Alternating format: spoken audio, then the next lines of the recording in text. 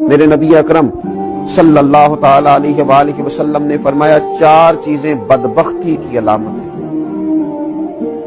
एक तो फरमाया कि आंखों का खुश्क हो जाना, कभी भी अल्लाह के खौफ से उनमें आंसुओं का न आना बदबख्ती की अलामत है। दूसरा, रसूलुल्लाह सल्लल्लाहु ताला अलैहि वसल्लम ने फरमाया, दिल का सख्त हो जाना ये बदबख्ती की अलामत है, कि तेरे दिल में किसी के लिए दर्द ना हो, तेरा दिल किसी के लिए नरम ना हो, तेरी तबीयत में कभी किसी बंदे के लिए हमदर्दी पैदा ना हो, ये बदबख्ती की अलामत है। और तीसरे नंबर पर नबी पाक सल्लल्लाहु ताला अलैहि वसल्लम ने फरमाया, दुनिया की हिरस में लग जाना, लालच पैदा कर लेना, हवस पैदा कर लेना, मैं कैसे कुछ ज्यादा से ज्यादा माल इकट्ठा कर सकता हूं, ये बदबख्ती की अलामत है। ये देखिए ये किस तरह के रूहानी अमराज हैं जो बंदों को जकड़ लेते हैं और उनकी रूहानी जिंदगी को बर्बाद करते हैं।